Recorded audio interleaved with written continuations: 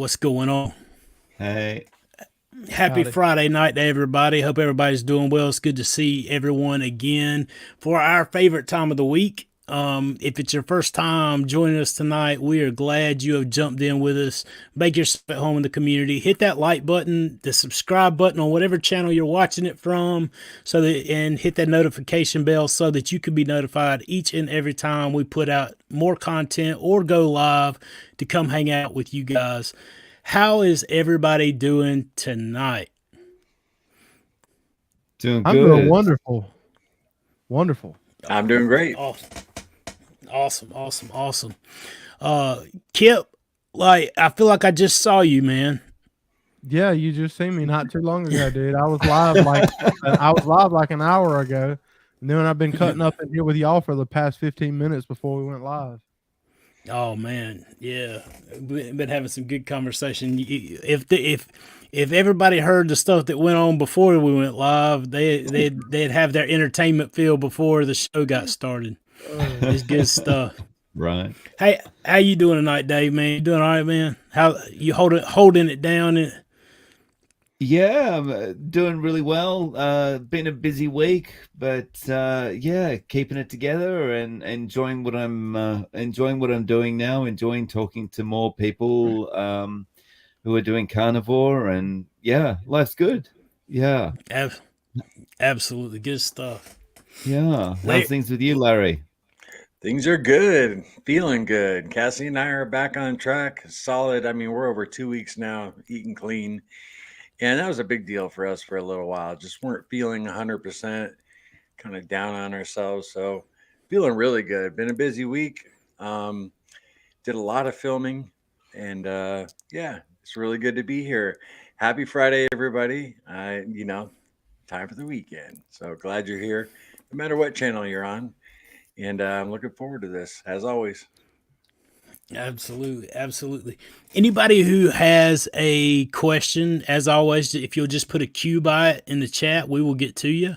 And good to see everybody. How's everybody else doing? Everybody in the chat, if you can just comment where you're from, how you doing, what kind of week you had, all the things. It's good to see everybody. Yeah, really good man. to see everyone. So, Sean, what have you been up to this week? How's your week been?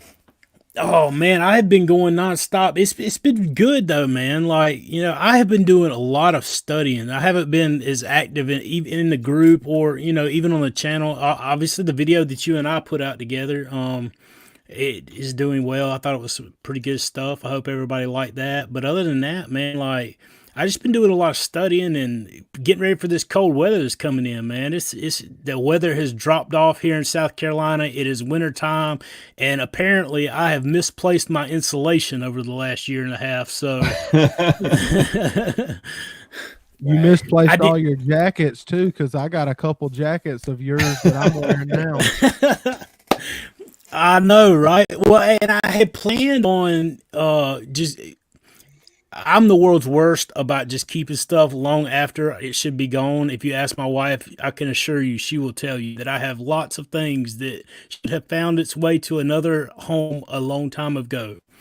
The problem is I have not replaced said jackets, and now it's time for cold weather, and I'm outside trying to do the walking thing or, whatever. It is cold. So that is something that's going to have to be rectified quickly. Absolutely. I want to say I saw your guys' video. It was really good. It was a great conversation you and Dave had. I really enjoyed that. And I got to say congratulations to Kip for completing his 5-day challenge. He did awesome. And, seems like you're back on track too, my friend. That's really good to see. Absolutely. I need to do like a instead of a 5-day challenge, I just need to do that all year long, because it's hard to cheat whenever you're having to film everything that you're doing. It helps you stay on track for sure. Mm-hmm. Well, and that's one of the things about being involved in community, man. If you inundate yourself, if you're idle hands is devil playground, right? Ain't that the saying? I mean, if you give yourself enough time, you're gonna find any of us. I'm not saying you. I'm saying me. give yourself enough time, you will wander off into the habits that you have formed. And until you break those habits, man, like that can be a weird place to be, I feel like. For sure. Oh, Definitely. We had a question. oh, What time was it? There's one at 8:03. Yeah, 8:03. I'll grab this. Gina, thanks for the super chat. She said, doing great. You guys are some of my favorite carnivores. I really miss the video of you. I rarely miss the video you guys do. Thank you for all you guys do. You guys keep me going. Thank you, Gina. We appreciate you Thanks, guys. Keep us Gina. going. We appreciate you guys and all that you guys do for us. From the donations to showing up to hitting that like button to just commenting and encouraging us, man. It really does go a long way. We're on the journey just like everybody else, each one of us, and so it's definitely good to get that interaction. Thank you. And somebody picked up a YouTube member. Thanks, Doubting Thomas. Appreciate thanks, Tom. Right on. this. Now let me get in here and find this. You said it what 903? Yeah, there's another one. There's another one there at the same time from Anne Biolecki. It's before. Hang on. Yeah, 903 Anne Biolecki and 903 Pam. Okay, cool. Gennari. And says, how do I get others on board with carnivore? I'm a lone meat eater. That's a very good question, and so that's what most of us are trying to do too. Larry, what's your advice, man? You probably been on this journey the longest out of everybody, I feel like. So, Yeah, I mean, we don't have a whole lot of people in our lives that are really overweight, like extended family and stuff. But there are a few, and Cassie's a little more vocal than I am. She'll just, come right out and say it, and have a good conversation with them about it and tell them the benefits. But I always say, let's just show by example. Let's just eat the diet, and everybody will see what happens. And if they're interested, they're interested. But it's something we really never focused on. Trying to get people because we had each other. We're both doing the diet together. So, but yeah, I've always said just show by example. Dave, you got any thoughts on that, man? Yeah, very similar. Yeah, I found just lead by example because if it's very hard to get people on board unless they're ready. You just you end up coming off as just this crazy person, the crazy meat person. So just lead by example. If people ask questions about it, answer the questions and be honest about it. Say, look, this is what it's doing for me. This is how it's helping me. But kind of don't expect that anything's going to come of it because most people are going to go, yeah, but I couldn't do that, and then walk away. So yeah. Kip, any thoughts?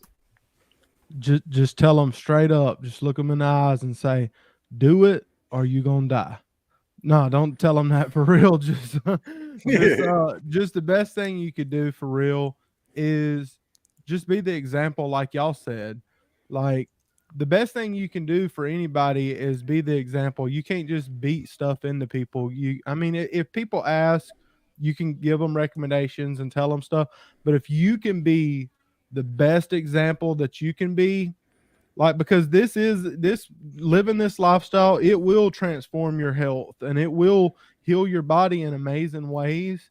And people will see that.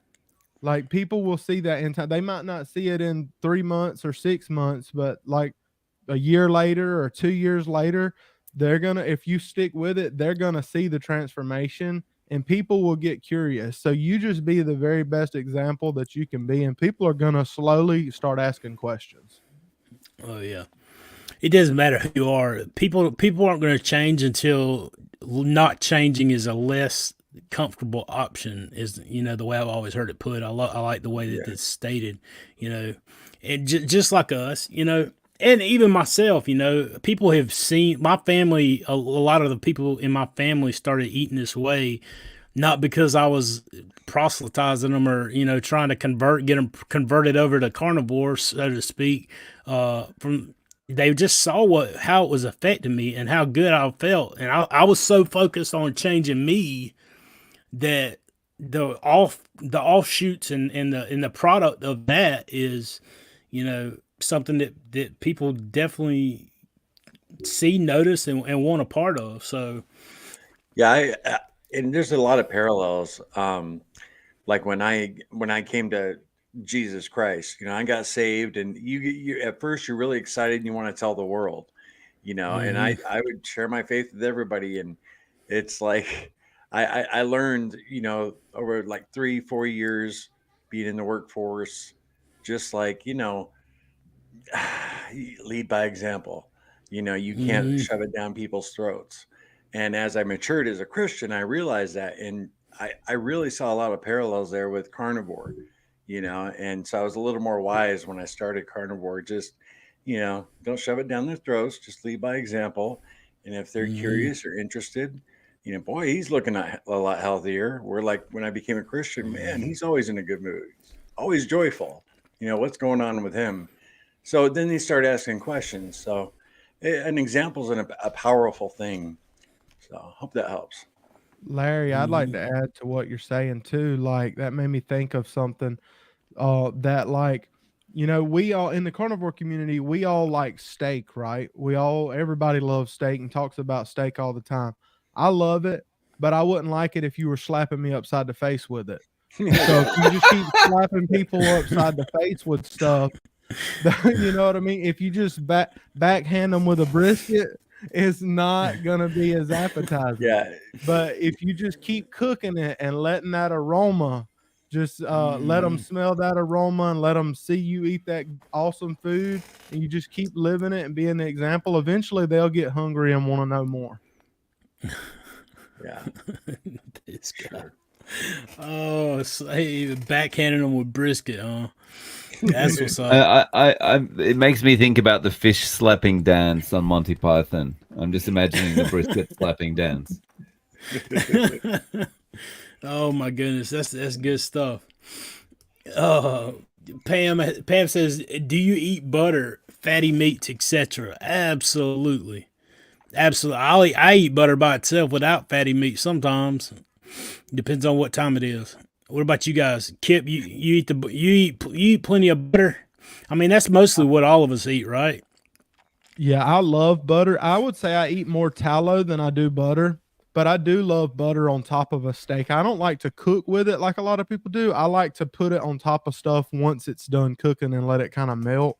But I like to cook in tallow a lot. Hmm. Yeah, I'm right there with Kip. Cook in tallow or bacon grease, and I love butter on top of everything. Pretty much everything. I'll put a little butter on, whether it's steak, chuck roast, eggs. So for sure. Dave. I love butter, but I'm trying not to have too much of it right at the moment because it leads to excessive bathroom activity. So, I'm like when I cook now, I'm cooking I wouldn't used to do like eggs first, and I'd cook that in tallow or butter or lard or something, and then I'd do ground beef next. What I'm doing now is I'm doing the ground beef, and I'm not cooking in anything. I'm just cooking it in its own fat, and Hmm. then the rendered fat that's left, that's what I cook the eggs in.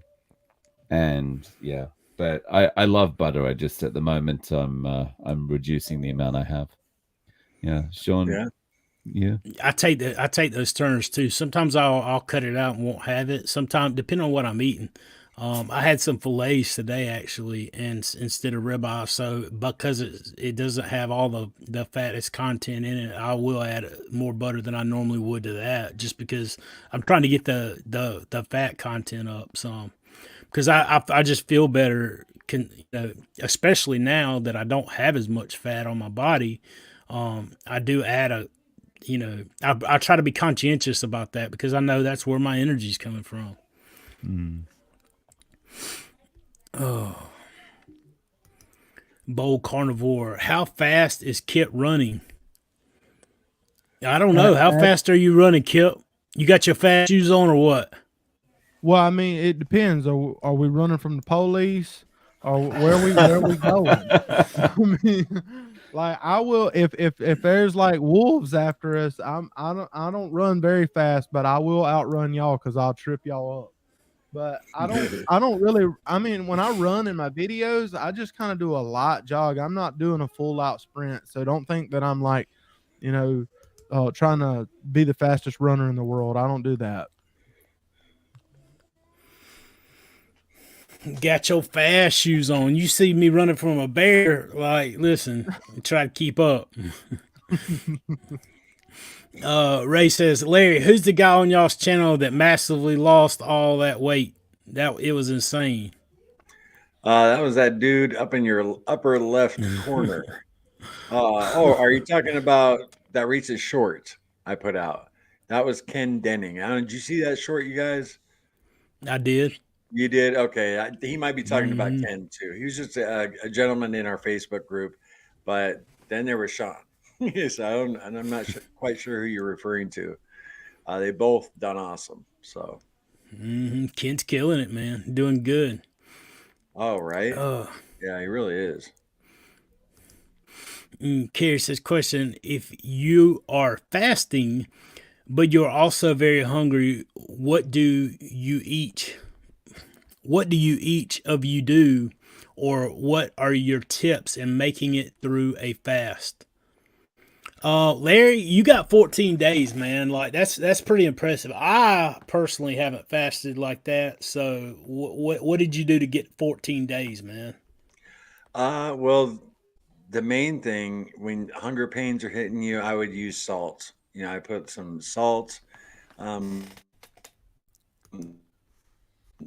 plate and then walk through and lick my finger and dip it in the salt. It really helps with the hunger. You'll find that after 4 or 5 days, the hunger completely goes away if you're going to do that long of a fast. It's pretty amazing, and that's when you just like get this total clarity come over your mind and your body, and you just feel amazing. But for me, day 2.5 to day 4 was really rough. You get emotional, you kind of get depressed. It was a trip.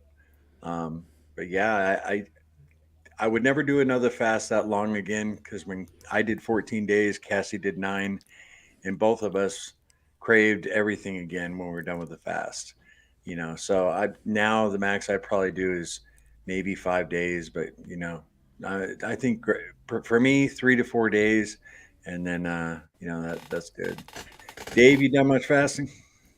I've done a couple of 48-hour fasts and didn't feel overly hungry on those, but when I did get the slight I could be eating something now kind of feeling, I'm just some salt or some black coffee or something like that, and you can control hunger, I think, on a short fast, but I've never done something as long as 14 days. That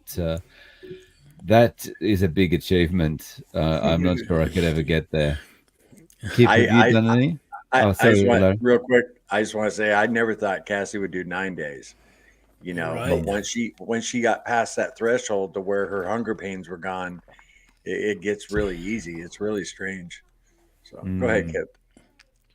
Yeah, I haven't done enough like fasting to really talk too much about it. It's just amazing to see that some of y'all have done it for that amount of time or whatever. I think it's pretty cool and interesting, but like I just haven't done it, so I can't really talk too much to it. What about you, Sean? Most of the fasting that I did, I purposefully did intermittent fasting, not long after coming to carnivore, just coupling that with what I was eating. But I say purposefully, but like, honestly, all the fasting that I've done has been supernatural, because like I was so full when I hit the wall of doom is whenever I started the intermittent fasting, because I knew that my body's full. Whenever you're full, you don't eat. Why force it? So that's whenever I started doing that. And even now, if I'm not hungry, I don't eat. There's not like a set time for me. I'm not eating breakfast at 5, 5 or 6, and lunch at 12, and dinner at 5 or 6. I don't plan 3 meals a day. If I'm hungry, I eat. If I'm not, I don't. It's not some arbitrary, goals for nutrition throughout the day. My body is very efficient at letting me know whenever I need nutrition, and I listen to it. And so when it tells me, you're hungry, you need some nutrition, go get it. I listen, and I give it to it. Um, you know, but as far as fasting, I haven't done a whole lot of extended fasting like that. I'd say the one positive thing I got out of that 14-day fast was now I know, like, if I got to fast for a couple days, like if I'm going somewhere I know I can do that no problem. Like a 48-hour fast is just like I'm very confident, because there have been a couple times Cassie and I have gone to an event and I've just decided not to eat. I'm fasting, I'm not going to eat. So it's cool to know you can go without food, you know. Hmm. So anyway. I think Well, I mean, about, and my mind works kind of crazy, y'all, but I think about like our ancestors and like if I could meet some of them, they probably think that, like, it would probably blow their mind that some of us, like, we fast because, like, and we have a choice and we do it just because, where them, they'd probably be like, dude, you know why we fasted? Because we couldn't find nothing to eat. Like, they weren't we, planning, like, hey, I'm gonna just not eat for a week or I'm gonna not eat for 10 days. Like, if they didn't luck up and catch something, then they didn't have a choice. And so it's just crazy that now we're blessed enough that we can live in a time where we can just choose to take 5 days or 10 days off of eating or whatever and then get back into it. For sure. And it was really a trip to experience after you don't go without when you're without food for 5 or 6 days. Like I said, that clarity that comes over you and that energy. Because if you were out in the wild and you didn't eat for that long, you got to get up and go find food. And your body's amazing. You would think Mhm. you'd have no energy and you would just lay around, but our bodies aren't designed like that. It's like, all right, red alert, you got to go get some food. So, I mean, you just feel great. The most Mm. surprising thing for me was on, like, after the second night's sleep I'd had when I was fasting, is just waking up so early with so much energy because my body's kind of telling me, okay, go and find some food now. It's, you haven't eaten for a while. It's just such an amazing feeling. Right. Mm. Well, I mean, and a lot of the doctors talk about that. I've heard Dr. Kiltz talk about that a good bit as far as like we're continuously spiking, our metabolism, and our stomachs are consistently always full from birth to death. And that's not how they were intended to be. Give your gut a break. He does 2 5-day fasts. Sporadic, throughout the year. Um, you know, and it makes a lot of sense. I mean, obviously there's a big difference between us doing it and our ancestors doing it. Our ancestors couldn't swing through the drive-through or, pick something up at the butcher shop. If they miss a shot a little bit, if they're off a little bit with their shot, they don't eat that night. There's a big difference. So I mean, but I mean, that does also indicate to us how we survived for all those years, you know. And it also tells me pick your struggle. We think we struggle whenever we live in one of the easiest societies, most advanced societies that's ever been on earth. There's so many things that we are privileged and privy to that generations before us would not even understand.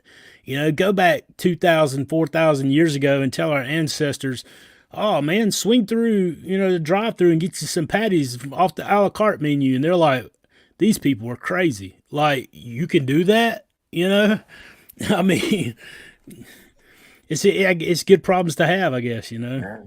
Yeah, Um, actually, I was listening to a podcast yesterday, and someone was making the point, like, even your great grandparents, if they came, suddenly kind of transported to this day and age, they think they were in, like a years in the future. Things have just changed Mm-hmm. so much just in that short number of generations. Mm-hmm. Mm. Well, and two, we get wrapped up in this, like, we think because we live a certain way that everybody lives a certain way too. Though there's places on Earth, there's places in this state even that there people. I mean, yes, maybe you have access to the stuff, which makes a difference. But realistically, how many families are there living day to day without knowing where the meals are going to come from next week, man? You know, there a lot of people don't live the exact same way that we do. There's a lot of, you know, some of us are fortunate, some of us are not, some of us struggle. So, I mean, it's definitely something to keep in mind. And that's why we try to emphasize, listen, you don't have to eat, you know, the A5 Wagyu, you know, whatever steak for this to work. You eat what you can afford, you know? How's that go, Kit? Panda massaged? Yeah, that panda massage beef that people be trying to get. Absolutely. And Sean's 100% correct. You know, don't have to do that. Julie says, any of you know if tomatoes are inflammatory, causing ridiculous arthritis flare up? What did they classify? Wasn't it tomatoes that are was it nightshades? Well, they're a nightshade, yeah. Yeah, yeah. So they're related to like red peppers and all that kind of thing. And red peppers and yellow peppers and all those kind of nightshades weren't good for me. So I wouldn't trust tomatoes as far as I could throw them. But what's your feeling, Larry? My approach to like my diet overall is, you know, I would see, I mean, if you're, you know, like doing keto or something, and you know, the best thing to do is just go strict carnivore for 30 to 60 days and then start reintroducing everything. Try those tomatoes and see if they cause a reaction in you. Like I found I did that very thing with cheese, and it was like proof positive that cheese causes inflammation in me personally. But I had to experience that and kind of do the experiment, you know. So I tomatoes don't bother me at all. I mean, I don't consume. I can't remember the last time I had tomato. Maybe we made some like carnivore nachos with pork rinds maybe a year ago or something, but I never had a problem with them. Kip, you got any thoughts on that, man? Well, regardless of how tomatoes affect you, I just think they're disgusting. I've never, I've never liked tomatoes to begin with. So, I mean, I used to love ketchup, but I know that ketchup's loaded with like sugar and stuff like that.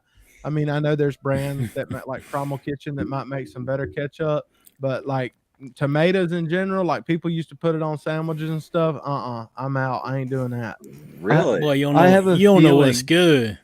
I got a feeling you're testing your new stand-up routine out on us tonight, Kip. I promise I'm not. You've had some banger comments tonight. Right.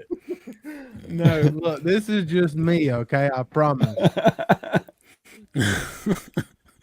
Dude, you don't know what you missing. I grew up on tomato sandwiches.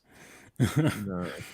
I mean, my family made fried green tomatoes and all that different stuff. And I used to love fried food, but even when I tried a fried green tomato, it still was nasty. I just don't like tomatoes at all. The issue that I had was every time, like, one thing was for sure, before carnivore, every single time I would have like a Papa John's pizza, I would have a gout flare up every single time.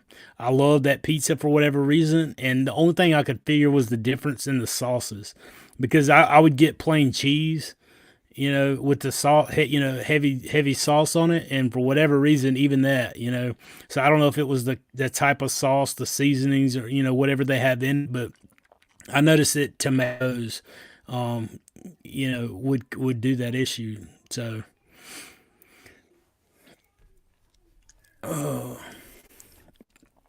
D said, what do your coworkers say about the way you eat? What is their reaction to your weight loss? As far as me, I work remote, so it's just me here. My coworkers love me. They think it's amazing all the weight that I lost. What about you, Kip? You lost what, right at 100 pounds? What about you, man?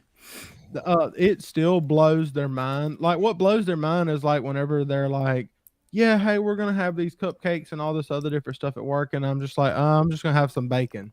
Like that really just blows their mind. But I mean, it gets to a point when you do it, like you think that it weirds a lot of people out. And it does at first. A lot of people are like thrown off by it and they ask questions, but eventually people kind of stop asking questions and they get used to seeing it. And so now they don't really care. They know if we go to a restaurant, they're like, he's ordering a steak or he's going to get wings or something like that. They just know and they've got used to seeing it. So now it's not really that big of a deal. Anybody else? Larry, you got anything? When I do gig work and I'm solo, so I really don't have coworkers. And then YouTube and everybody on YouTube's like, I've lost around 100 pounds. I've been fluctuating between 98 and 102. And, I mean, I just recently saw my denturist. I mean, I'm getting my final dentures here pretty soon. I got 2 more appointments and he's blown away, because it's been a while since I've seen him, and he's just like, wow, and family members too. It's always nice, people, notice the difference, especially when you've been walking around kind of in shame for years, you're carrying around the extra weight. I mean, nobody likes to, feel that way, look that way. And we get complacent with it, and so it is nice to hear when people notice.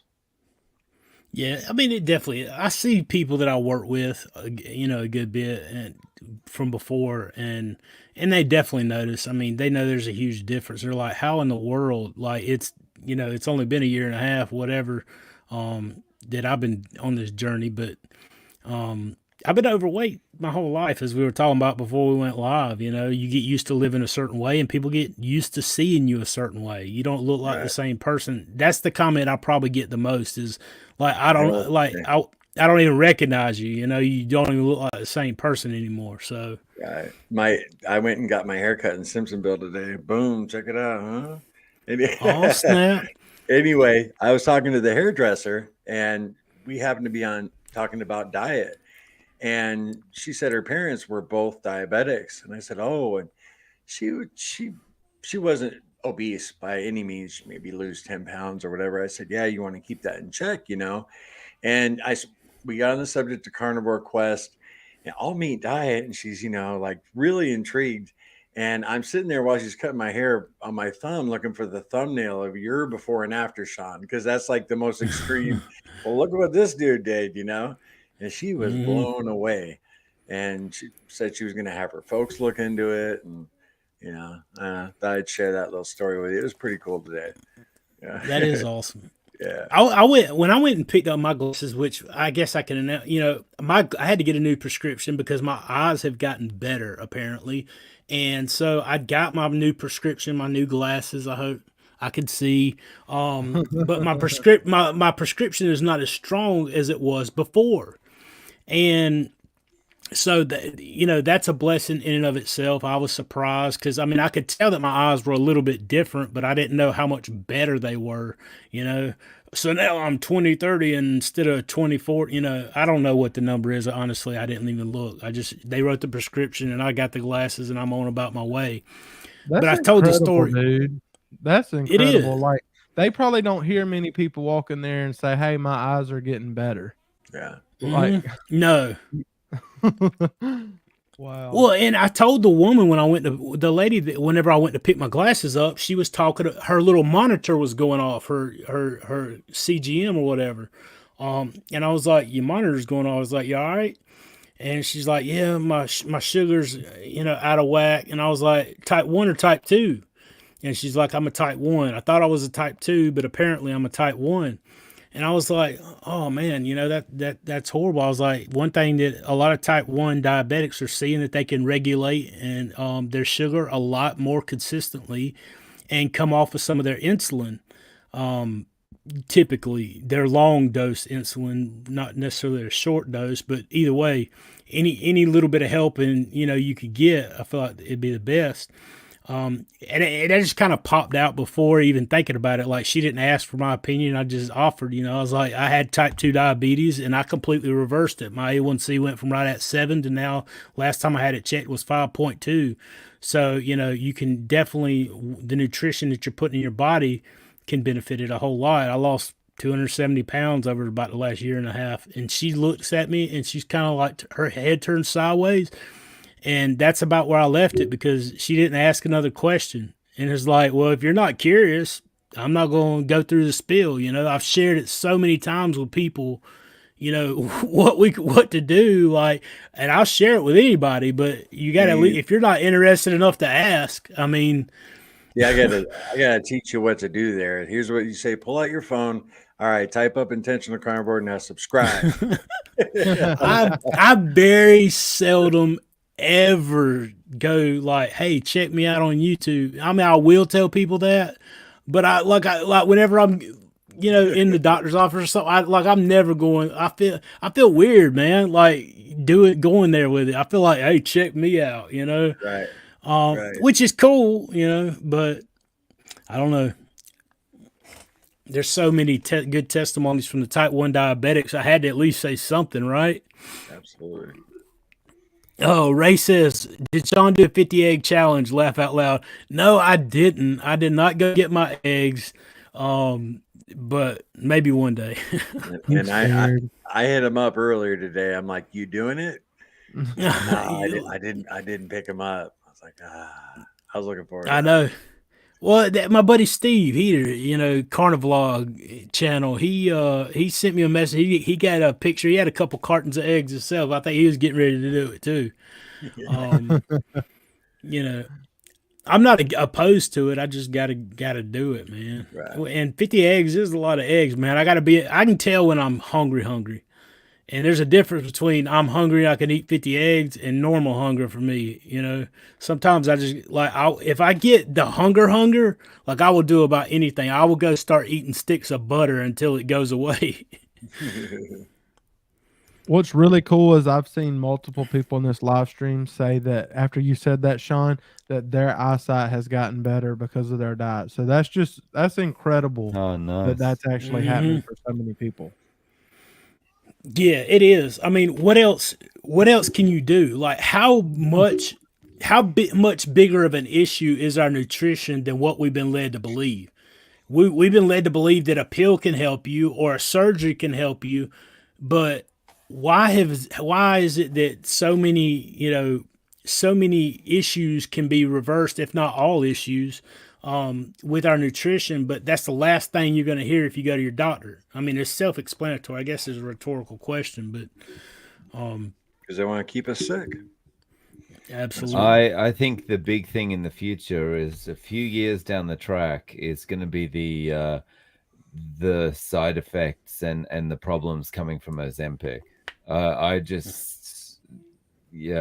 It's all fun and games now, and everyone's getting into it, and even in Hollywood and whatever, they're all getting into it. But what's going to happen 5, 10, 15 years down the track, because they don't even know what the mechanism is that makes it work, right? It's going to be those commercials on TV that say, call today if you tried Ozempic. You got a case in court and all this other stuff, because we hear those commercials all the time about different things, and we'll probably hear those commercials about that stuff eventually. It'll either be that, or there'll be some new blockbuster drug that covers up the problems that Ozempic created. Right. It'd be a money-making opportunity for someone. No. What was it? I heard a quote, Jordan Peterson, this week. He said something about, we keep ourselves in the fog of life so we don't have to see and address the issue where we screwed up. And that's what I think about all those things that I tried.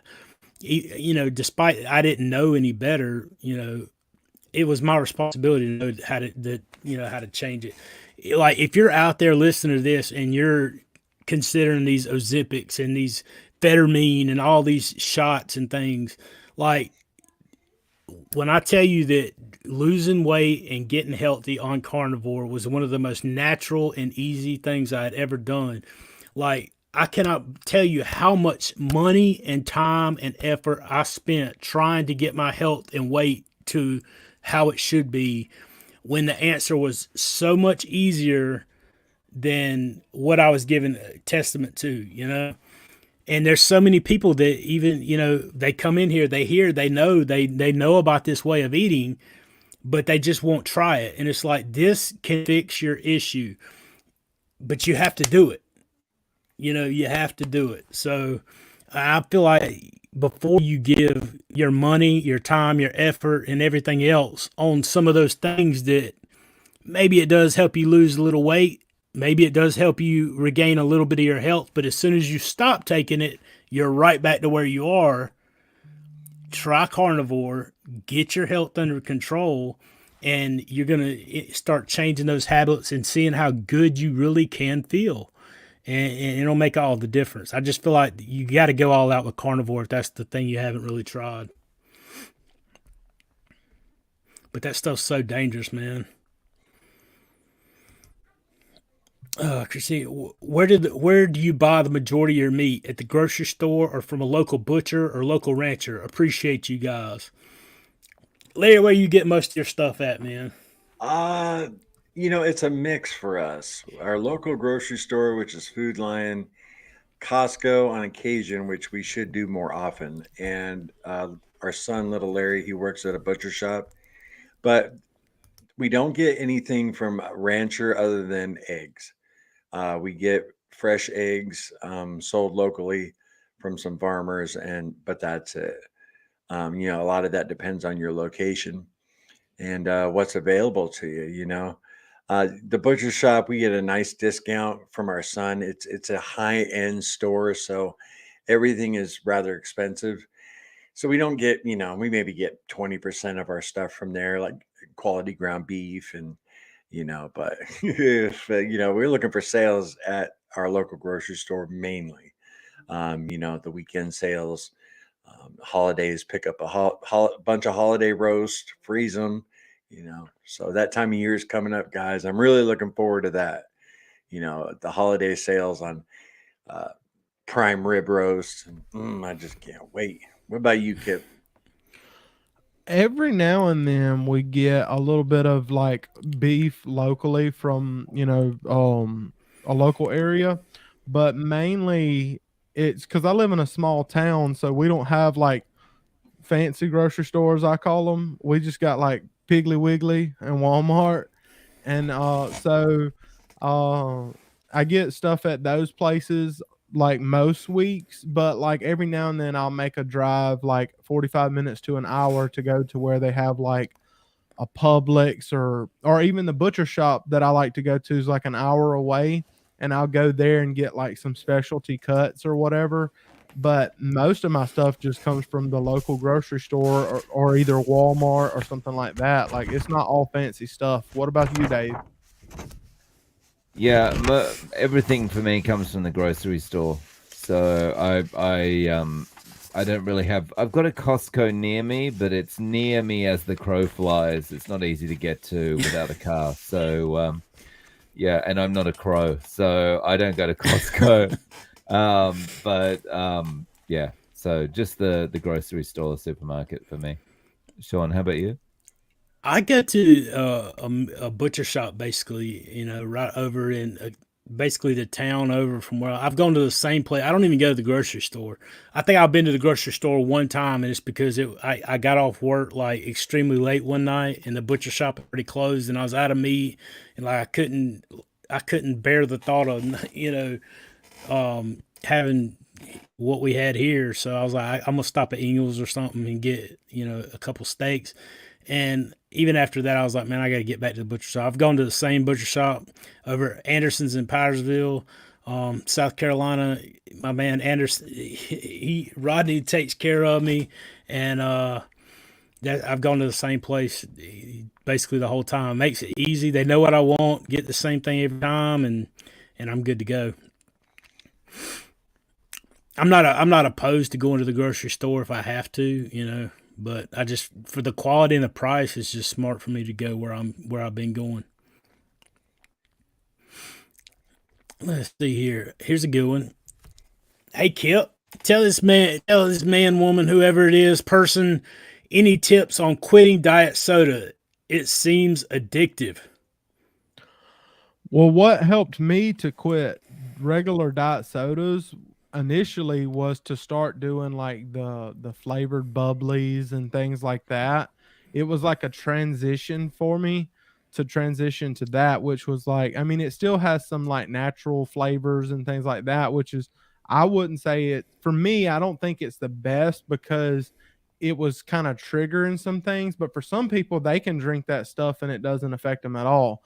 So, I mean, you might could try that for a little while and see. Like Bubbly makes some sparkling waters, some LaCroix. There's some other brands that make different ones. But I mean, you could also try just plain carbonated water. If you like that carbonation and you like soda, just try plain carbonated water, because I think that'd be the best option is to get on that. That's what I do now. And when you start drinking it, like at least for me, when I started drinking it, I started liking it, and now I love it. I drink it pretty much every day, and I don't have a problem with it at all. And it's way better for you than drinking soda, even diet soda. I mean, a diet soda is better than a regular soda, but I still don't think a diet soda is very good for you. What about you, Dave? So yeah, pretty much the same. Like sparkling water. Sparkling water helps me give up any kind of diet soda and also alcohol. Just that the carbonation, just it was enough of a replacement that over time I could get off all of it. How about you, Larry? Yeah, same for me. As a matter of fact, I had a little cup of tea, but I also have this here. It's what Kip was talking about. It's got a few, it's lime flavored, but there's no sweetener. I never had a problem with diet soda at all. I never really liked it. So it was cool. A lot of people struggle with diet soda, and it's weird. Once, maybe twice a year, I'll crave something like a diet Sprite or something clear, but it's actually probably only like once a year. That's on a rare occasion. I'll pick one up. I'm just in the mood for one. But like with any addiction, a good replacement is your best shot. And these guys gave it to you. Sparkling water. I dig it. Sean? Yeah, when I used to drink a 2 liter every single day. It was if you came into my house before Carnivore, before April 17th, 2022, you would see a stack of 2 liter Dr. Peppers over beside our table, because I would drink a 2 liter about every single Or day. regular, not diet. Regular Yeah, yeah, diets, regular Dr. Pepper, yeah. right. You must have grew And up rich, boy. I was drinking them Dr. Thunders. Dr. well, Thunder. man, I didn't discriminate, man. I had Dr. Thunder and Dr. What is it? What is it? What is it? Dr. Mr. Or Pibb, the Chex Cola Chex drink. Cola. Yeah, man, I had all that stuff. But yeah, if I had cash, it was the regular Dr. Pepper, because it had a whole lot more sugar or something in it. Anyway, but the way that I stopped, I didn't even use the carbonate. I didn't start drinking carbonated soda till this year. The Topo Chicos kind of got me hooked. To me, they tasted like a flat fountain drink, like when you don't get the syrup in your drink, and that's how I associated it in my head until this year. And I'm like, man, my taste has changed so much; it actually tastes good. So then I did start drinking them. But what I used was just regular water, and I went and got me one of those bottles of real lemon juice, and I would just pour off a little lemon juice in there in the water to give it a little flavor, and that was what I used originally, until I just lightened up the load and did away with the lemon juice. I mean, you got to do what works, right? What's stable to get you to where you got to be. And of course, that stuff's going to be addictive, man. I mean, whether it's sugar or artificial sugar, the brain reacts the same. It doesn't tell the difference. It lights up the same way. So, this idea of we can have something that's sweet but not sugar and not experience the consequences, that's wishful thinking, and wishful thinking won't get you there. I mean, it works. Is it better than sugar? I don't know, because it dumps insulin into your blood sugar and bottoms you out when you don't have an increase in your blood sugar. So maybe it's not even better. Maybe it's worse, because it bottoms your blood sugar out. I don't know. I think they're equally as dangerous for whatever reason. Is it better than a regular Dr. Pepper? I don't know. It's arguable, I guess. Carnivore Brother Rhett. Can you talk about the benefits of fasting? I see so many people doing this, but really haven't considered it yet. As we talked about earlier, most of us haven't done a whole lot of fasting, as far as extended fasting, but I'm sure we all would have the same response, right? I mean, it's the autophage, the mental clarity. And the thing is, man, sometimes you do stuff like that just to see if you can, because in what life before carnivore would you ever have considered fasting? Like I wouldn't. I'll be the first one to tell you. I was thinking about the next meal every 4 hours. I wasn't thinking about not having meals for days. That's the most insane thing I ever heard of. Dave, what about you? You said you did 48-hour fasting. Like, what's the benefits you were trying to accomplish through that? Both times were just to see if I could do it, and how I would feel. And you do feel after an extended fast, you do feel good, but I think, yeah, as you said, one of the biggest things that people would do fasting for is something like autophagy, which is the cleanup of the dead cells and everything in your body. Your body's basically, eating all the old stuff and whatever. And I don't know the ins and outs of it, but supposedly that's good for weight loss. It's good for your skin. It's good for your brain, and yeah. And I think I've listened to different doctors talking about this, and some doctors will say that you have to be fasting for like a minimum of 96 hours or something before you get autophagy. Some people will say you've got to be 18 hours and then you'll go into autophagy. But either way, I think doing some level of fasting sometimes just does make you feel better. Yeah. Kip, do you have any, or Larry, do you have any thoughts? You covered everything, Dave, really, and I would recommend Dr. Jason Fung for any fasting content on YouTube. Just check him out. Uh, he's got some good stuff. So, but Dave, you covered it 100%. That's exactly why we did fasting when we did for autophagy, and you pretty much covered it. So, Kip, you got any words there? I would just tell carnivore brothers that, hey man, you might have just came out for like a little challenge for yourself. Like nobody's gonna know what works the best for you like you. So just challenge yourself to do it for a little while and document it and write down how your results are. How do you feel better? Do you feel worse? Are you losing weight? Are you having any issues?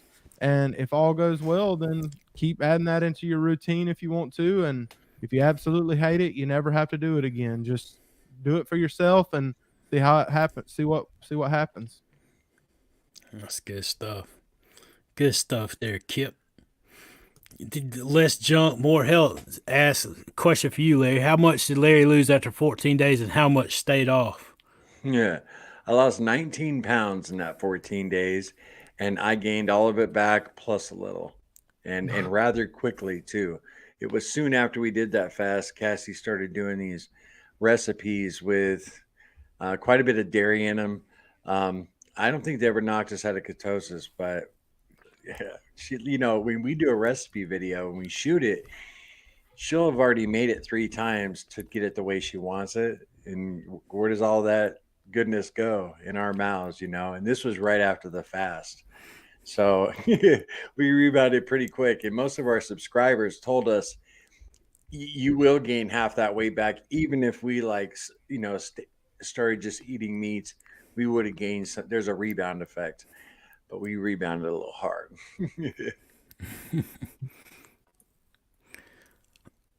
Oh, I was going through and seeing if I missed anything. Did y'all see anything I missed? Somebody asked about liver. It was a while ago. Oh yeah, right there. Yeah. Do you eat liver? If not, do you take liver supplements? Also, I thought about carnivore crisp beef liver may be a feasible option, but I just can't eat cooked liver. I've done those carnivore. What is it? The It's like Carnivore Crisp or Nose to Tail. I do I have a thing for a discount code for Nose to Tail. Um, the crisp. That's the only liver that I've had. I haven't had any liver. I don't eat a bunch of liver stuff like that. What about you guys? Yeah, we have a link too, but I wouldn't. Yeah, the liver was too hard for me to chew. I just couldn't. I couldn't eat them. Those chips. But we love liver after we started cooking it in bacon grease. You cook it up in Mm. bacon grease, and it really changed the whole experience.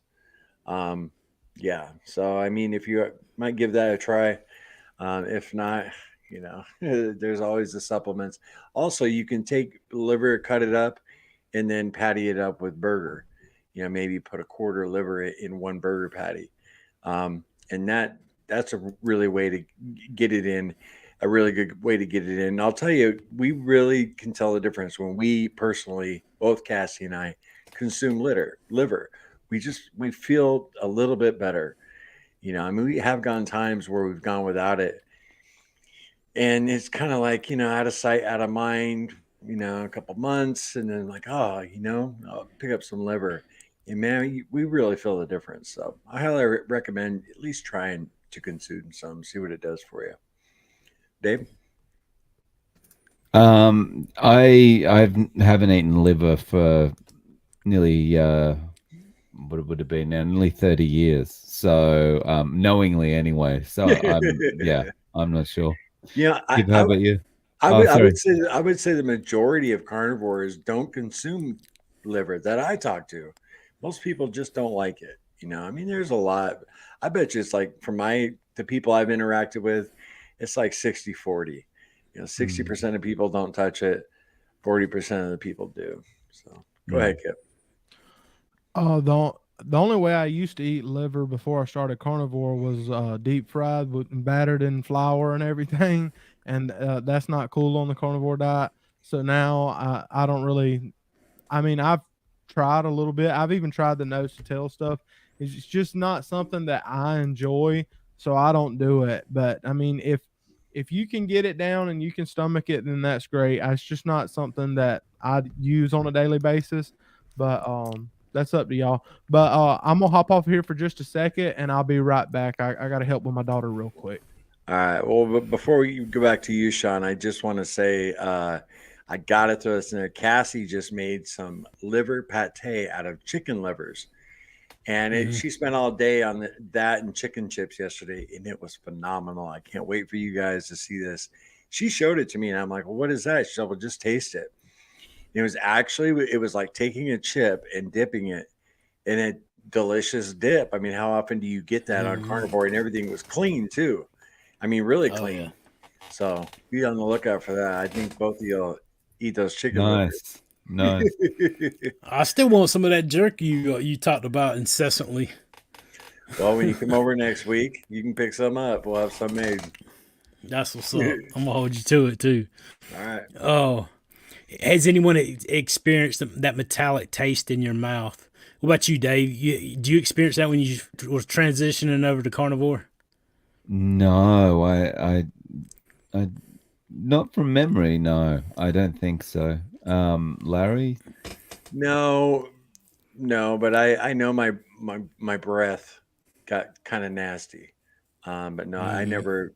I've heard other people say it did, but yeah, not for me. Sean? I actually did. I do remember that time. I thought it was so weird. It was odd for me because I had COVID as well.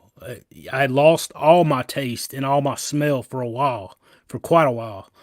I say I had COVID. I didn't have a test, so I don't know if I had it or not. I have what I thought. I don't know. Whatever I had caused me to lose my taste and lose my smell.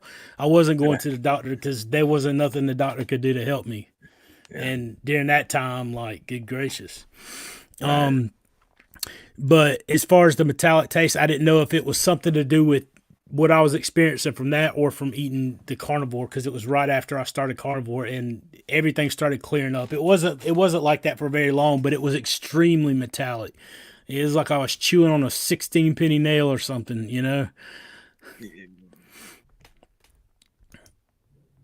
Do you have something, Larry? Yeah, yeah. It's like, yeah, my son, he got COVID too when it first broke out, and he same thing. He had the metallic taste, and then his taste was screwed up for like 6 months. This is Cody. You know, Hmm. Cody's 6'3", he's very slender, but yeah, and I don't know if his taste is all the way back to 100%. I think it is. Yeah, I haven't heard him talk about it in a while. But what a crazy thing, right? To have your taste Hmm. change, or you can't taste anything or smell. That's just Hmm. nuts. Feel for Yeah. you, man. And It was the best. how long did it take to come back, your taste? Man, it was a couple months. It was a Wow. couple months. It was really it was odd because like I didn't get really sick, but I did have some of the weird things happening, like the taste and the Right. smell, and like things. Even though it's back, even now, some things don't taste or smell different. And that there again, I don't know whether to contribute that to being sick or because now I've eaten carnivore so long that your taste and your smell changes a lot due to that as well. So Right. I don't know what to base it on. Right. I just know that it is like there's certain things that used to smell good to me that doesn't smell good, not even close. And some things that used to smell good that I don't know that used to smell bad really don't smell anything to me anymore. Hmm. I don't know, it's weird, but I don't know. Do y'all ever look at your old phones before carnivore? Old photos before carnivore, and think how you got there, and then use it for more motivation to push you to the next goal you want? Absolutely, I do. What about you, Larry? Yeah, but we've been on YouTube now 3 years, and I go back on occasion and I'll watch some of our very first videos. Um, Actually, maybe every other week, I'll check out a couple just as a reminder. I don't ever want to go back to that, man. You know what I mean? Come so far, and yeah, so it can definitely, you got an old photo album, or well, nowadays it is on your phone. To pull out those pictures, and they can definitely motivate you. You know, show yourself how far you've come in whatever amount of time. Even if it's Mhm. 20, 30 pounds, and you start seeing it in your face, Dave. Yeah, I've got a lot of video of when me 2 or 3 years ago, and yeah, when I don't intentionally go back and look at it, but when I do see one, and I'm just it's a good reminder to myself, and I think I cannot go back there. I can't believe that I was like that, and I just thought, oh, everything's kind of okay, and the pain is just getting old. That's just the way it is. Yeah. And so I just shake my head and think, yeah, never again. Yeah. And Sean? Oh man, yeah, 100%. That's one of the that touches on an issue that I had been writing about. As far as once you get to success, man, one of the worst things that I think about to stay focused, I guess you would say, is getting like all that I've accomplished over the last year and a half in every area that I've accomplished it, and then one of the most dangerous things I think we can have happen to us once we get to success is changing up the thing that got us there. Obviously, lots of things change along the path to get to success. Things the way you start out doesn't necessarily mean it's going to stay that way the entire time. Reassessing, making sure that you're planning correctly and you're doing what you need to do to get there. Finding ways to make things work whenever they stall out, whatever is part of the journey. But getting to that successful point, I've seen it so many times. The first thing people do whenever they get successful in this way of eating is start thinking about going back to the stuff that they have worked all this time to get off of and get to the next level. And they've gotten that success, and all of a sudden, now I'm trying to look for ways to step back into the things that I used to do. And I mean, everybody's got to make their own judgment on what they want to live with and what they want to do. But it seems to me like that's one thing that I fear is that I don't want to you know, change it up to the point to where I negate what I've done and end up on the same track back to where I was, you know. Whatever you do to get successful is what you're going to have to do to stay successful is what I'm saying, I guess, is the easiest way to put it, you know. So, you know, if you change your relationship with food, if you change your relationship in your boundaries and in the way that you deal with yourself, if you get mentally strong in those things, and that's what you use to get you to success and to make you strong and get you healthy, that's going to formulate different habits. You're going to have different dreams. You're going to have different goals, you know, than you had previously. And that's how you get to that success, you know? And I don't know, man. It's just something I give a lot of thought to, you know? So, yeah, I definitely do, to answer his question. Yeah, I definitely go back and let those things motivate me and drive me and remind me, because I definitely don't want to forget what it was like to be where I was, because as soon as you start forgetting, you end up back there, right? Oh, the Buckeye, what's up? How are you? Hey. Thanks for the super chat. 2 in a row. Organs are for playing, not for eating. Right? I agree. Oh, there's another one. Sorry, let me grab this one. How do you guys handle burnout on certain types of foods? Ground beef is starting to be repulsive to me. These. How do you handle the burnout, the wall of doom there, Larry? Well, stop eating ground beef. You know, if it's just one particular food, just stop consuming it. It happened with me with eggs. I stopped eating eggs for probably almost 6 months. The thought of them, it repulsed me. And yeah, so I just cut them out. And now I eat a ton of them. I found a couple times I got sick of bacon a little bit, but if you find yourself getting sick of everything, that's the wall of doom. And then I say, just fast. You know, don't eat until you're really hungry, until everything looks delicious again, and then dive in with a big smile. Dave? Yeah, I would say I haven't experienced that, but if I had, yeah, just as Larry said, give it up. Just if you don't like ground beef, stop eating ground beef. Just replace it with something else, whether it's steaks or whether it's, you know, making hamburger patties out of that ground beef, or whether it's, you know, replacing it with another like lamb or fish or something like that for a while. Just give yourself a break.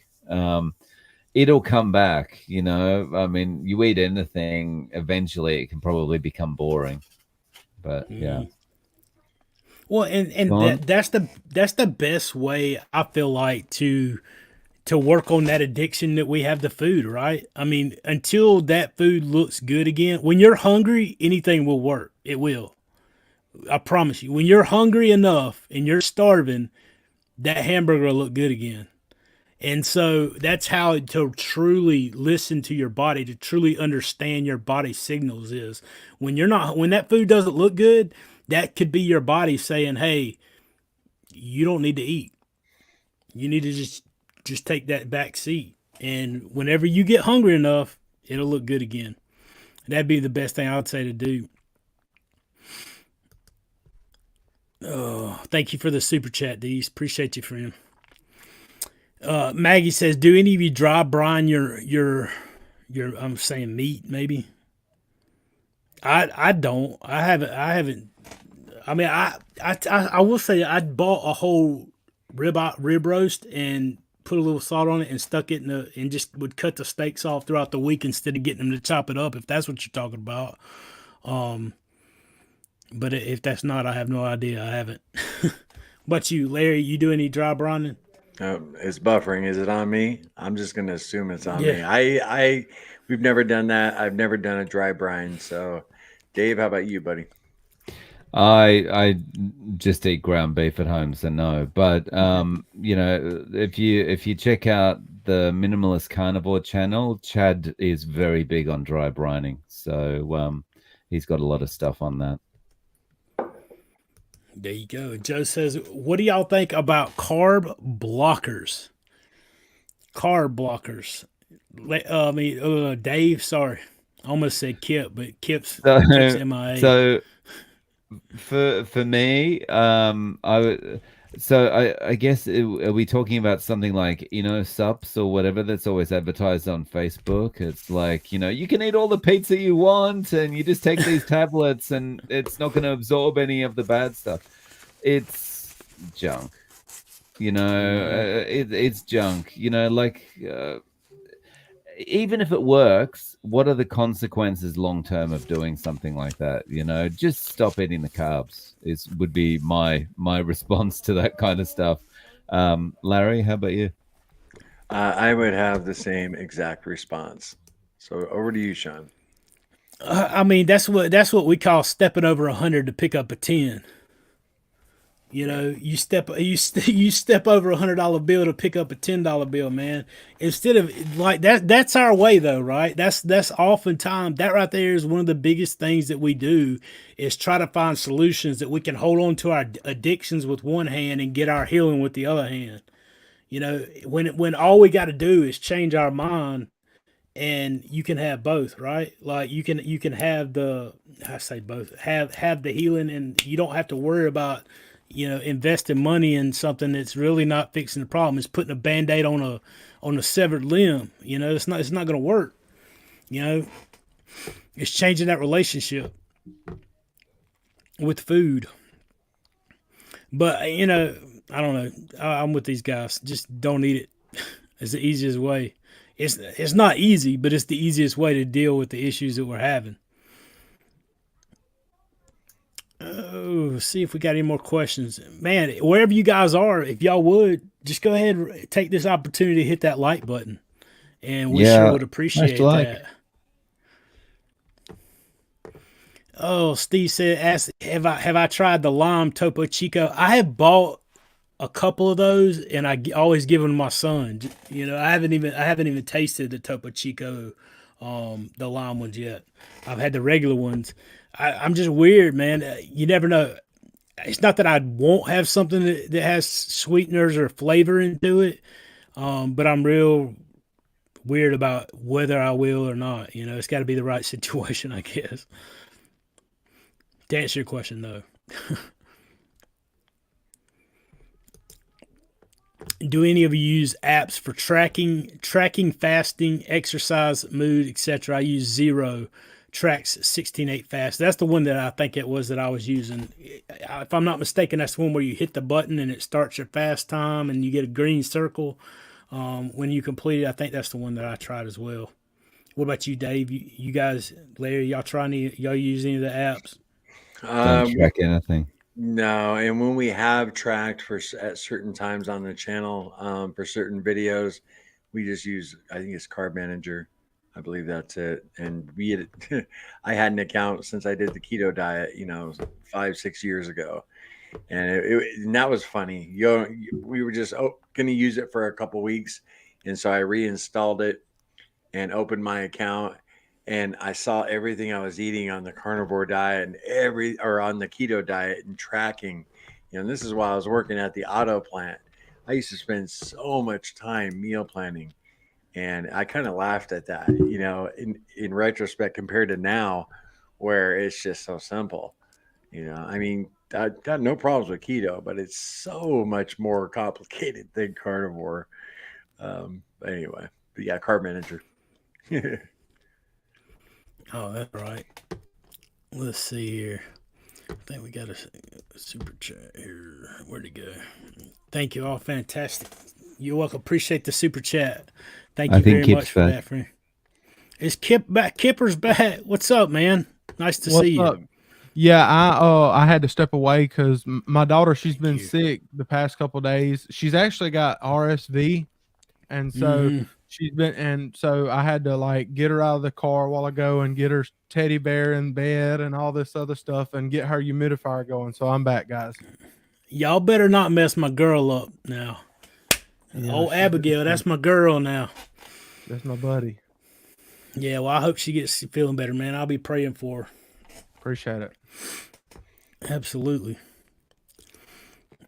Lucha. Can't find farm raised turkey nearby. They shoot a lot of fluid of sickening ingredients into the turkey. Anyone find a healthy turkey? Man, I haven't had turkey in a long time. I did get I got what was it? Some deli turkeys. The last thing that I had just sliced off. What about you guys? You guys know where y'all got fresh turkey around y'all? You know, Cassie, when you're was it or a couple years got these turkeys from the butcher shop when she was working there, and they were like clean, all natural, and we both of us didn't like the taste of it. I mean, she cooked it right; it was juicy, but and the trippy thing was we were so used to those turkeys they sell in the stores, eating those all our life, that a natural turkey didn't taste good to us. And so, I mean, we just, I mean, Cassie might go out. She might get one again, but these were free. And I don't know. It was weird how um, bad they tasted just because we weren't used to them, you know? And so, but I like Butterball. Yep. Right.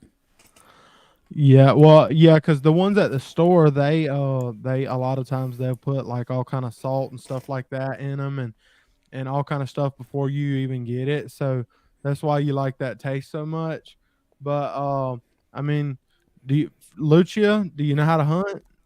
Do you live anywhere near the woods? That's the best place you can get them. I know if you got your 12 gauge around here, there's turkeys all over the place. You just gotta get out there and work for it. But about an hour away where the butcher shop that I go to, they have some natural turkeys. You might just want to do some research in your area if you're really wanting some, see what you can find. But I mean, you'd probably be fine with the store-bought turkeys as well. It just depends on how strict you want to be. But there's what nowadays in modern society, you can find anything, and that might come with a price. But you can find just about anything online if you got that kind of money. It just depends on your budget. Answer that one for me. Keith asked, Kip, how do you season your brisket now as opposed to before carnivore? Believe it or not, brisket, I season it pretty similar to the way that I seasoned it before. Sometimes I don't put cayenne pepper on it now, but I mean, to me, brisket is not supposed to be like a super sweet, like, because brisket's a bad example. Like if you're doing like pork butt and ribs, those I used to season with a lot of sugar and things like that. But brisket is meant to be more savory. And like if you go to a barbecue restaurant in Texas and you get brisket, it's gonna have just salt, pepper, and garlic on it, and they might put a little bit of couple other seasonings or whatever that they won't tell you about. But it's not gonna be sugary. It's going to be a savory, beefy flavor because they want the meat to shine. So it hasn't changed much. Salt, pepper, garlic, sometimes a little cayenne or a little jalapeno powder, but it's pretty similar to before. That's what's your favorite cut of meat? Are you asking me? Yeah, man. My favorite cut of meat is well, since we're talking about brisket, it's kind of like brisket to me. I call it brisket on a bone, but it's basically beef dino ribs. I love beef dino ribs. They're massive. There's only like 3 bones in them, and each person can eat like a bone because they're so big. But I just think they're amazing. I like picanha. I like Denver steaks. I like hanger steak. There's a lot of cuts of beef that are really, really good. Tri-tip's really good, but I think beef dino ribs is my favorite. Anybody else? Larry? Favorite cut of meat? I would like if I had one thing I could have one last time, it would be probably a ribeye or a prime rib. There's a lot of other cuts I like, but like my last meal, what do you want? I'd say probably ribeye with lobster tail for carnivore. If we were talking standard American diet, it might be a couple doubles from In-N-Out, but right. I hear you. Well, what about you? What's your favorite cut of meat, Dave? I'm influenced by being in Australia recently, and it's gonna have to be the rump. The rump. Yeah, Yeah. Rump roast. Yeah. How about you, I Sean? hear you. Yeah, it's ribeye for sure. I don't know, man. The fillets are so good, but like it's definitely if it were the last meal, it'd definitely have to be a ribeye again Y'all got to for sure. branch out and try some of those other cuts. Like, I don't know if you've ever had picanha cooked right Oh yeah. or tri-tip. Yeah. Tri-tip's really good too. There's a lot of really good hanger steak. If you know how to cut it, is very, very good. Kip, you have one Yeah. meal before your last meal on this earth. What would you pick?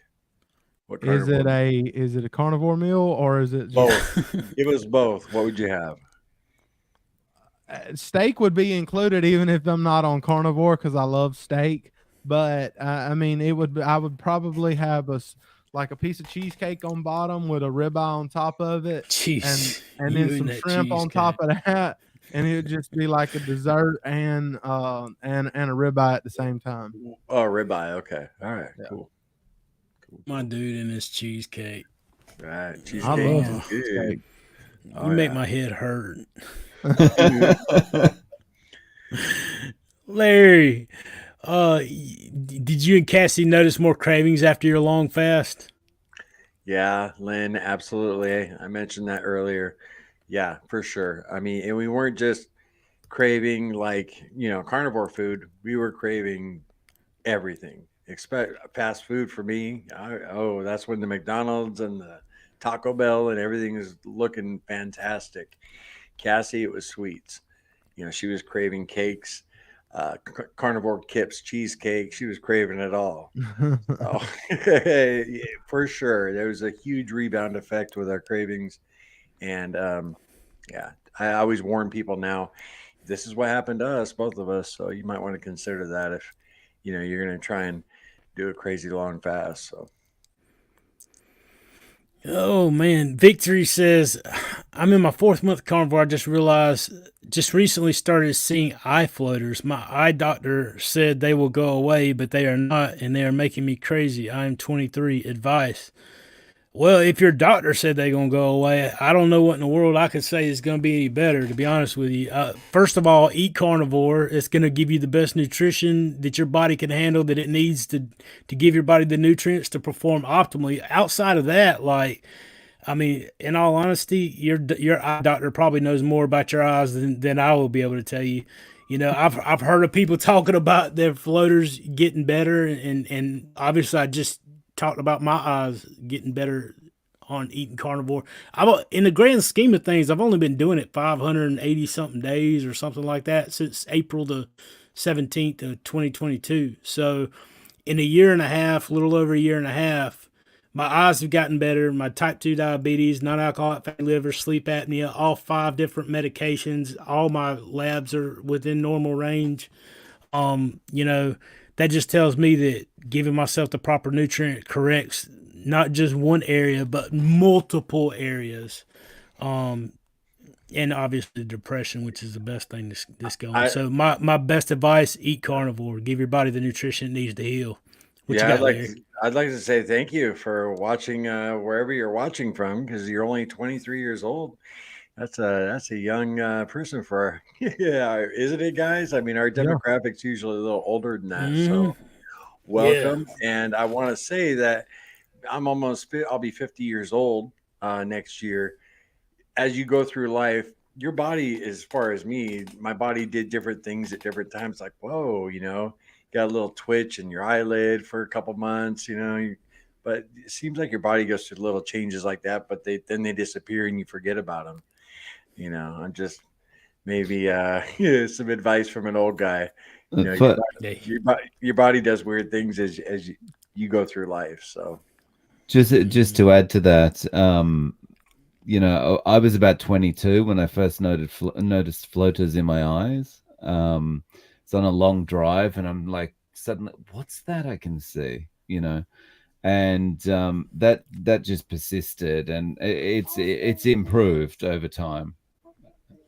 Okay, but so it's of course carnivore will give you the most nutrition, but they'll come and go. what exactly are eye floaters? Is that where you see little things floating around, Mm-hmm. like Yeah, the little in your floaters. vision? Oh, okay. So it's I think it's proteins in your eye floating around, and yeah, it's just like little shadowy outlines of Right. things. Yeah. Right. I've actually seen those before. Okay. Mhm. And I wasn't drunk. Right. He's muted. Yeah, I see It's that. I thought most he was talking to notable. somebody else. It's most noticeable when you're like looking into a bright image or something, or you're driving, so you're looking through the bright windscreen or something like that. Right.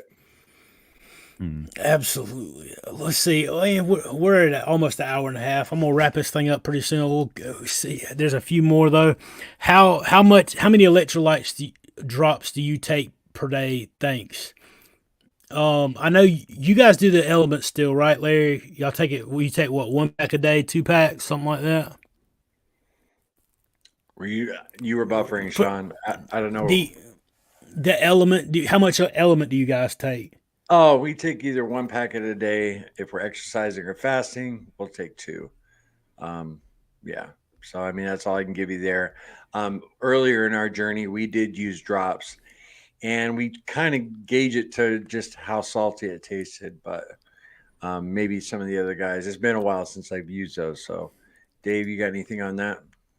I don't do anything. I just liberally salt everything. Right. That's about it with pink salt. Kip?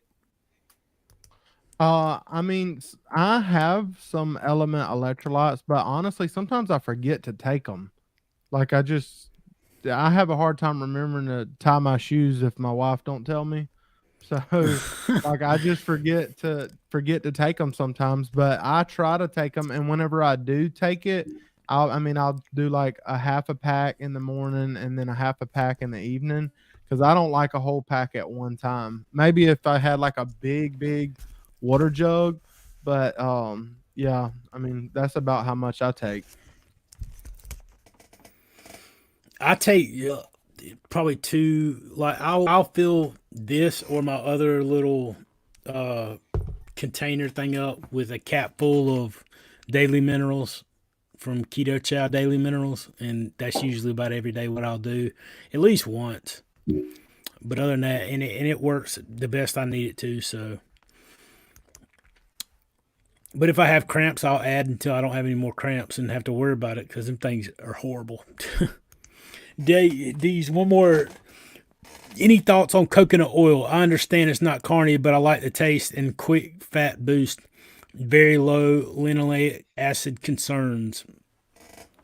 I mean, if that's what works for you, I mean, it's not ideal, but if that's what gets you through, I mean, I like bacon grease or something like that. Butter is what we use. As far as my thoughts on it, I just think there's better options that I could go for, and that's usually what I learn to deal with. But if that's what you like, I mean, it's on you. What about you guys? You got anything for that as far as the coconut oil? Oh, sorry, Dave. Go ahead. Go ahead, Larry. All right. We use coconut oil when we were on keto, and I never had like any adverse reactions to it or anything. And but technically, I don't use it anymore because I don't really have a problem getting fats in now. So that's what I got for you, Dave.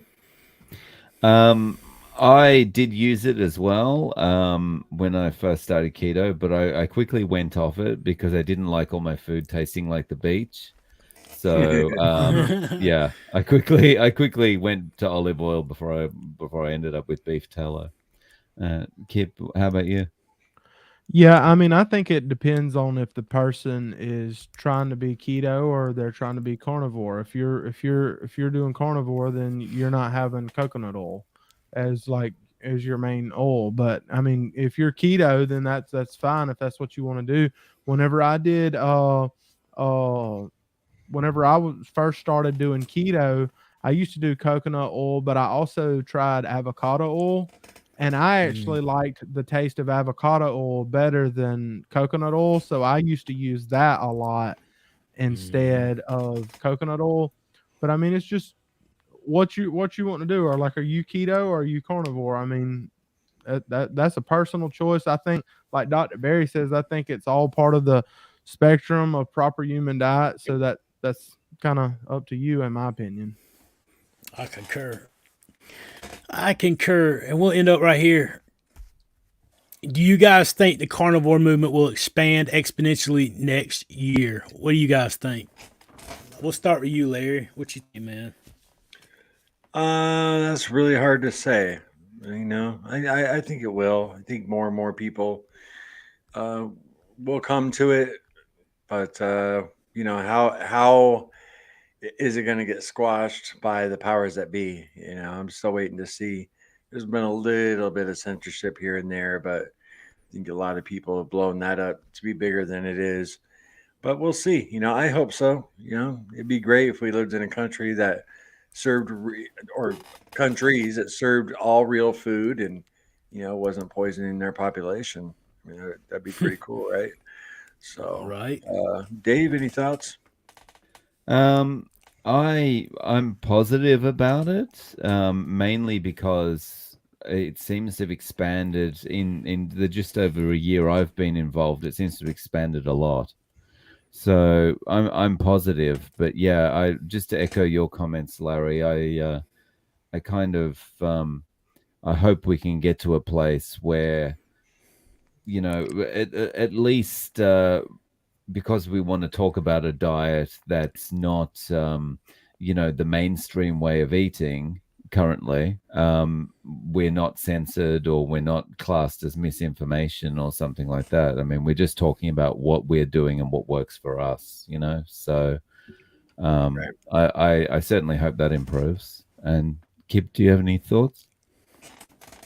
Yeah, I would say that the results that we're all getting is gonna speak for itself, and it's gonna speak loud enough that you know people are gonna notice. More and more people are gonna notice. Like there's more people that are carnivore now than there was last year, like you said, Dave. And there's no way that those results are gonna be denied. Like that people are gonna there's people that are gonna be hungry for that. People are gonna be hungry to feel healthy and to get healthier and to reverse diabetes and to do all these different things, and their eyesight might get better. I'm not saying that everybody's eyesight's going to get better, but people are going to be looking for stuff like that. And I don't think this is just a fad. I think that this is something that's actually going to help a lot of people. But there's always going to be there's always going to be pushback. There's always going to be other different diet options or whatever out there.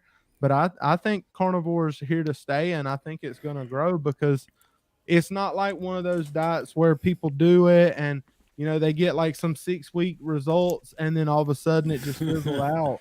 You got people that are doing this for long term and like having their lives change and people are going to want that. So that's what I'd say about it.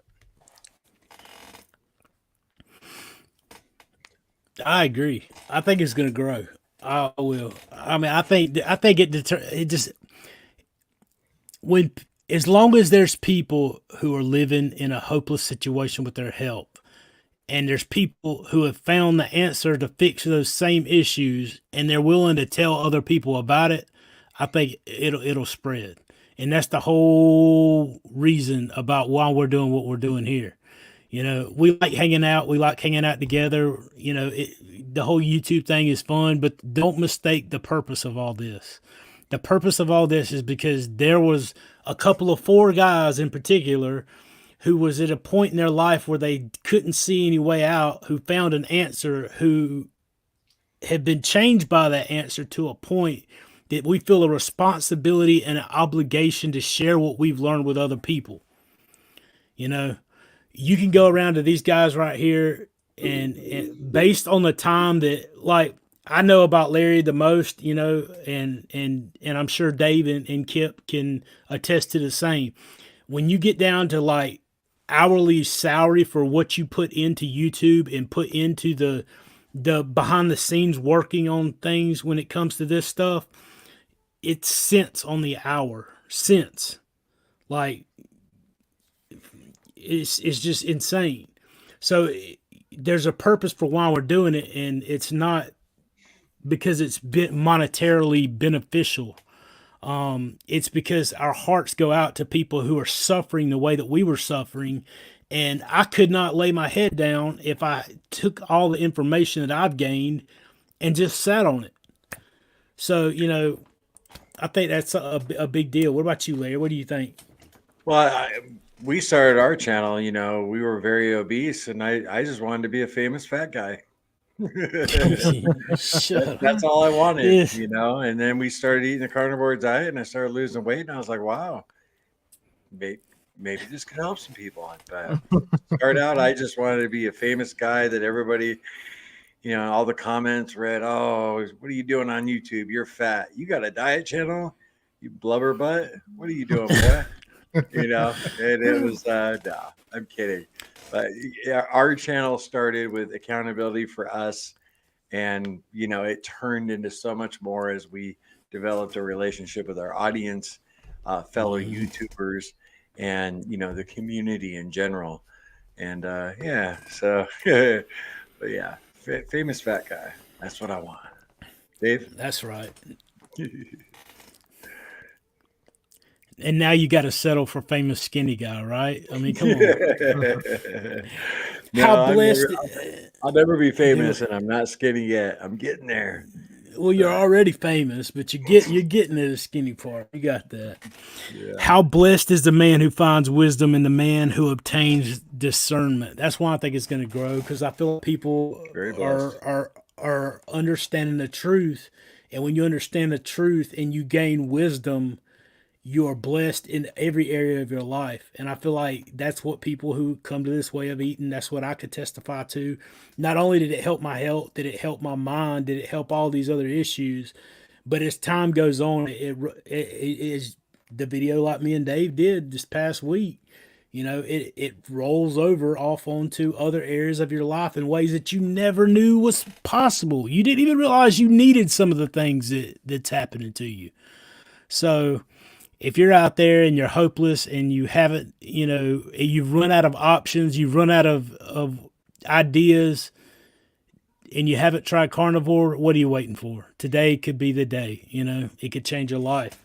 And a year from now, you could be sitting where I'm sitting saying a similar, story of how, you tried all these different things, and one day you was sitting around on a Friday night listening to these crazy 4 dudes from all over the world, talking about what helped them find health, optimal, nutrition, and really impact their life in such a way that gives them a purpose to reach outside and help others and the potential to do other great things, because I feel like that's exactly what it does. Because once you find success in one area, you can just about replicate that in other areas of your life. And I feel like it helps in so many different ways. But listen, we're at 1 hour and 40 minutes almost. And like time gets away, we have so much fun. I do want to say that it's been no different tonight. It's been amazing, which I knew it would be. Thanks, Steve, for the super chat. Appreciate that, my friend. Hope all's well for you, brother. You guys got anything else you want to say before we wrap it up tonight? Start with you, Kip. I was just gonna say, Sean, come on now, be for real. You know that we're all, as soon as we get done with these live streams, we're driving our Ferraris and Lamborghinis and all that stuff. I think that's what some subscribers think, that or people that watch videos think that, like, we're doing this to drive Lamborghinis. And I'm like, dude, I'll be honest, I drive a Honda Accord. Okay. Like, I'm not on here. I'm not spending my Friday evening on here thinking that, like, I'm going to get loaded with money. Like, I'm spending my Friday evening on here with y'all because I actually want to try to help somebody that's in the same situation I was in 9 months ago. Because 9 months ago, I felt hopeless, like you talk about, Sean, and I felt like there was nothing that I was going to be able to do to get out of the situation that I was in. And I kept spinning in circles, trying different diets. And I kept, even with keto, like, I loved keto and got respect for keto, but I kept falling for the keto treats, the keto snacks. And that junk got old. It got old of going around and around in circles. And carnivore made all that stuff simpler. It was like, eat the meat, and stay away from all the other stuff, and you'll be fine. And I don't have to track anything. I don't have to, none of that stuff. And, you know, so I'm thankful to be on this journey now. And no, we're not driving Ferraris. I mean, maybe one day, you never know what might happen, but I know that's not the reason that us four are here tonight, because I mean, it ain't like that for real, but a lot of people do think that. But for those of y'all that tuned in tonight, I love all y'all, and I love all four of you guys. What you got, Dave? What you want to tell us? Okay, so yours is a Honda Accord. It's a Honda Accord. I don't even have a bicycle. But it's great spending time with you guys, and it's awesome having everyone tune in and chat around and ask questions, and it's wonderful spending time with you all. And this is also the highlight of my week. I love it, and yeah, thank you all. Looking forward to the next one. Larry? Yes, sir. As always, this was a blast. Everybody, appreciate you guys watching wherever you're watching from. And I'm looking forward to next week already. So thank you guys very much. Sean? Absolutely. Same thing. Love you guys. Appreciate you guys. Thank you guys for tuning in. Like the video wherever you're watching it from. Like I said, if you haven't already, hit that subscribe button and hit notification bell so that you'll be notified each time we put some content out. We appreciate you guys, from the donations, the super chats, to the likes, to the comments, to the support in the community, being here every week. It means the world to us, and we appreciate you guys very much and look forward to next week as well. Until then, you guys stay strong and keep pushing forward, and we'll see you then. See ya.